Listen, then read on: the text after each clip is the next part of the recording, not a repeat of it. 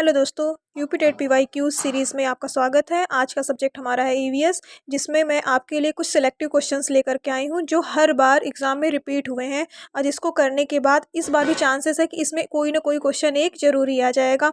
और सबसे बड़ी बात, मैं आपसे एक क्वेश्चन पूछती हूँ कि कोशिका के अंदर किस टाइप का DNA होता है? तो क्या आप बता सकते हैं?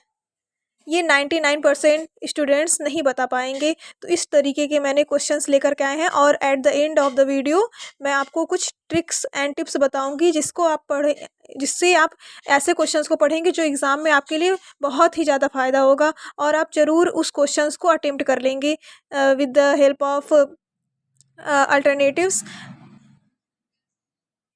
With the help of options. तो मैं अपना सीरीज़ स्टार्ट करती हूँ।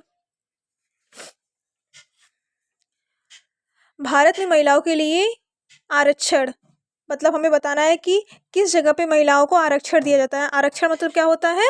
रिजर्वेशन।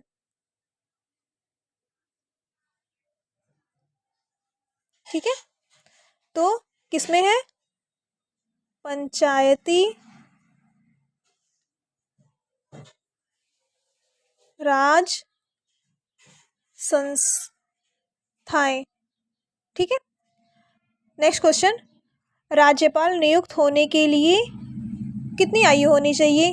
1 सेकेंड के लिए पॉज लेती हूँ मैं, आप सोच करके बताइए।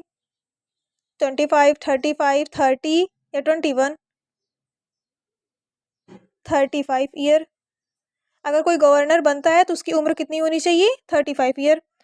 अनुच्छेद 356 का उपयोग कब और कहाँ किया गया? सोचकर बताइए। केरल 1959 में इसका इस्तेमाल किया गया था। हैमलेट किस व्यवस्थापक से जुड़ा हुआ है? ये एक ग्रामीण व्यवस्था है।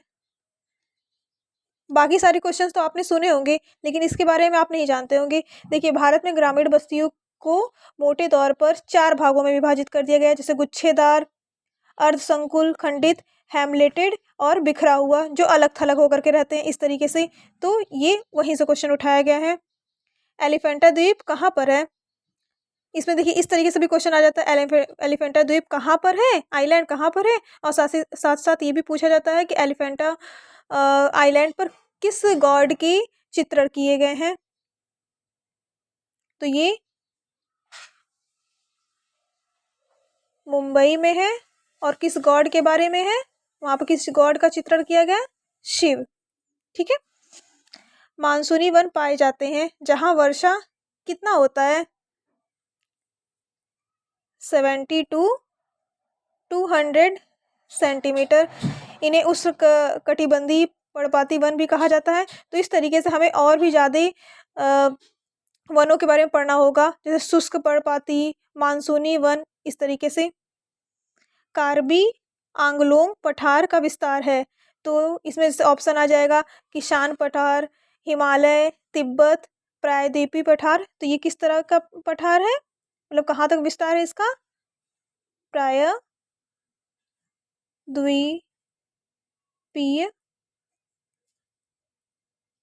पठार। ठीक है, प्रोटीन अणु की इकाई है, सोचकर बताइए आप।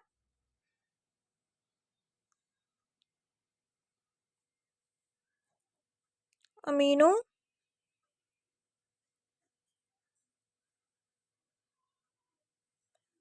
एसिड। भिलाई इस्पात संयंत्र स्थित है, कहाँ पर है? छत्तीसगढ़।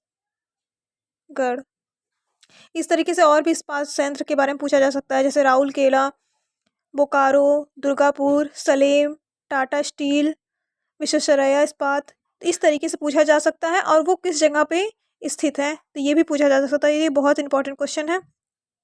कोशिका के भीतर किस प्रकार का DNA पाया जाता है? यही क्वेश्चन मैंने स्टार्टिंग पूछा था, तो आप बताइए।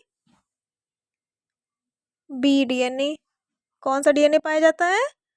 BDNA। तो इसमें ऑप्शन में BDNA, ADNA, DDNA ऐसे करके ऑप्शन दिया हुआ था, जिसमें से हमारा BDNA ऑप्शन सही था। तो एट द एंड मुझे बताना है कि कौन कौन से टॉपिक आपको पढ़ने हैं जो बहुत ही ज़्यादा इंपॉर्टेंट है, और हर साल वहाँ से क्वेश्चंस पुटअप होते ही हैं। तो आप बहुत ज़्यादा अपना समय बाकी चीज़ों पे वेस्ट करने से बजाय आप सीधे सीधे जो टॉपिक से क्वेश्चन आते हैं आप उसे रिवाइज कर लीजिए, उसे पढ़ लीजिए, और आपके मार्क्स श्योरिटी के साथ आपके पास रहें।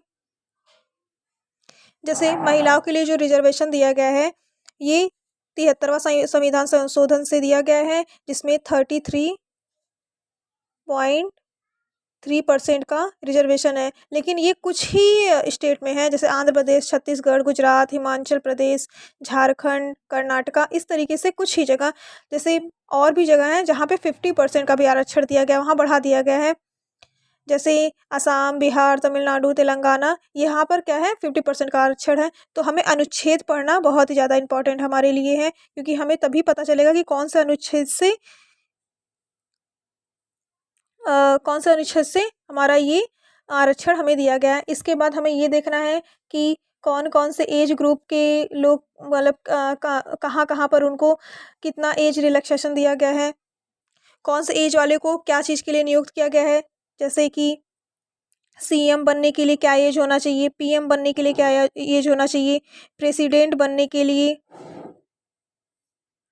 और वाइस प्रेसिडेंट, इस तरीके से अलग अलग सबका उम्र निर्धारित कर दिया गया है। और कभी कभी इससे ये भी क्वेश्चन आ जाता है कि किस एज के ग्रुप के लोग को कौन सा अनुच्छेद में रखा गया है, कि 157 में राज्यपाल है, कि 158 में है, किस में है, इस तरीके से पूछा जाता है। तो ये हमारे लिए इम्पोर्टेंट है। जैसे इस बार के क्वेश्चन ये आने के चांसेस बन सकते हैं कि अनुच्छेद 356 में मतलब कहाँ और कब हुआ था ये पहले पूछा गया। इस बार हो सकता है ये पूछ ले कि क्या रीज़न था कि ये विफल हुआ था, या फिर विफल हुआ था कि सफल हुआ था, मशीनरी कारण थे कि कौन से कारण थे। इस वजह से ये क्वेश्चन भी हमारा इंपॉर्टेंट हो गया। हमें पर्वत और पठार के बारे में पढ़ना है, और इसमें इतना घबराने की ज़रूरत नहीं, क्योंकि पर्वत और पठार हमें बहुत सारे नहीं पढ़ने, बहुत ही ज़्यादा इंपॉर्टेंट जो है बस वही, जैसे अरावली हो गया, एप्लासियस हो गया, यूराल हो गया, किलिमंजारो हो गया, जापान में कौन से कहाँ कहाँ पर मैग्मा निकलते हैं, कहाँ कहाँ पर ज्वालामुखी स्फोट होता है, इस तरीके से बस उतने ही पढ़ने, बहुत ज़्यादा नहीं पढ़ना है हमें। वन के बारे में पढ़ना है।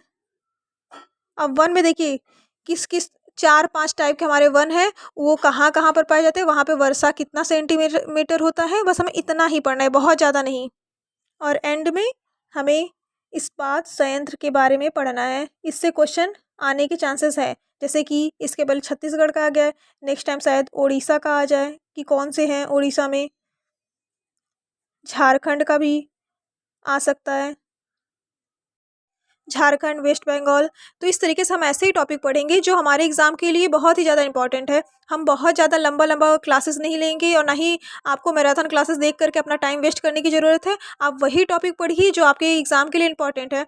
तो मैं नेक्स्ट क्लास में आपके लिए ऐसे टॉपिक चूज़ करके लाऊंगी जिससे आपके 100% 2, 4, 5 नंबर वहाँ से बन जाए। तो ऐसे ही वीडियोज़ को लाने के लिए मेरे चैनल को सब्सक्राइब करिए, bright minds with KC ma'am. Don't forget like and subscribe. Thank you.